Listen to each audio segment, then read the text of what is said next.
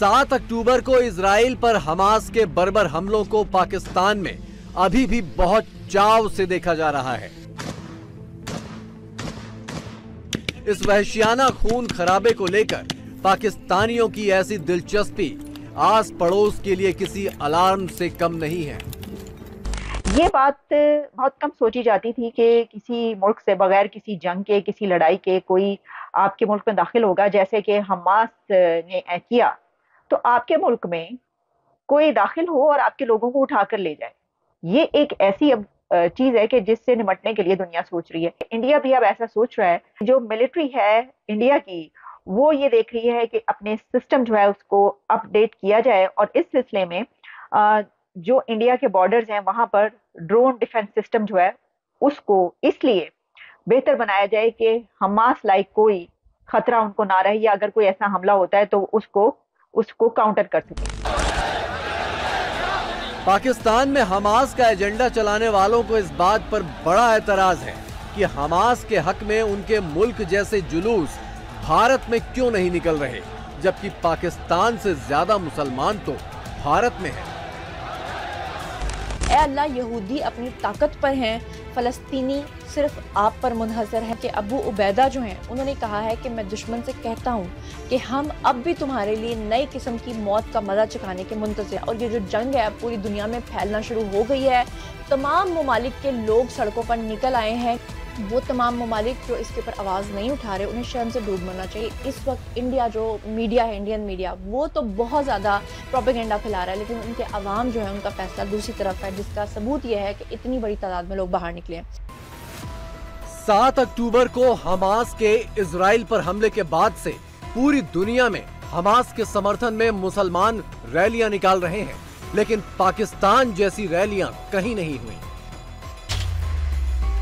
14 अक्टूबर को पेशावर में दुनिया की सबसे बड़ी हमास समर्थक रैली हुई। इसी रैली में नवाज शरीफ के दामाद ने इजराइल को एटम बम की धमकी दी। मौलाना फजलुर रहमान ने पाकिस्तान से अपनी आर्मी गाजा भेजने की अपील की। इससे भी बड़ी रैली 29 अक्टूबर को इस्लामाबाद में हुई। 29 अक्टूबर को ही क्वेटा में एक और बड़ी रैली निकाली गई। ऐसी हर रैली में पाकिस्तानी नेता और मौलाना इजराइल के साथ भारत और नेतन्याहू के साथ मोदी का जिक्र जरूर करते हैं। अगर हमास सारी दुनिया को बता सकती है तो मोदी को समझ आ गई है दूसरा नंबर कश्मीर का है। मैं किस दिन गाजा के अंदर जाकर आया 2011 के अंदर, वहां पर कहा गया कि ये पाकिस्तान का एटम बम आया है, ये पाकिस्तान का एटम बम है। पाकिस्तान के पास जो एटम बम है ये पाकिस्तान का नहीं है, ये उम्मत मुसलमान का है। अगर इस्लामी दुनिया के ममालिक इजाजत दे तो हमारा नौजवान वहां मोर्चे में आपके साना बसाना लड़ने के लिए भी तैयार। 4 जंगें लड़कर भारत के खिलाफ मुंह की खा चुके पाकिस्तान को अब हमास का सहारा है। इजराइल जंग के बहाने पाकिस्तानी मौलाना और नेता भारत से अपनी नफरत को मुस्लिम बनाम गैर मुस्लिम के ग्लोबल जिहाद की शक्ल देना चाहते हैं और अपनी आवाम को यही टॉनिक पिला रहे हैं।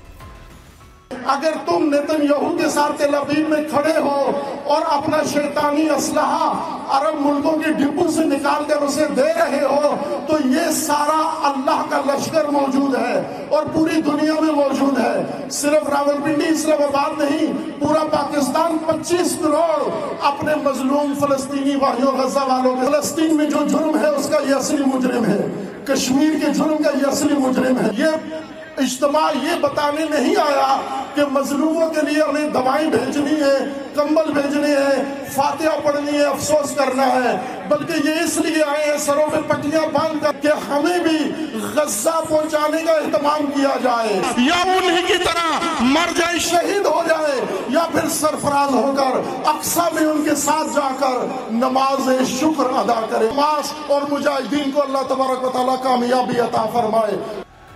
ग्लोबल जिहाद का नारा और इसके निशाने पर इजराइल और भारत। पाकिस्तान ने इस्लामिक ड्रामा तो अच्छा तैयार किया है, लेकिन मुश्किल ये है कि खुद इस्लामिक देश भी उसके इस ड्रामे का टिकट खरीदने को तैयार नहीं है। लेकिन जो कि हमारा फर्ज है हमें देना चाहिए, लेकिन हम लोग उस तरह नहीं कर रहे। लेकिन सिर्फ एक ईरान ऐसा ममालिक है जो खामनाई साहब हैं जिन्होंने अभी तक इसराइल के खिलाफ कोई एक्शन लिया। दूसरी तरफ लेबनान के हिजबुल्लाह हैं, सिर्फ वो दोनों एक्शन कर रहे हैं बस, उसके अलावा तो इस्लामी ममालिक में कोई एक्शन होता नजर नहीं आ रहा। ये इसके पीछे बहुत बड़ी फोर्स है। ये हम लोग मुसलमान तो सिर्फ यही समझ रहे हैं कि ये इसराइल और फ़लस्तीन की जंग है।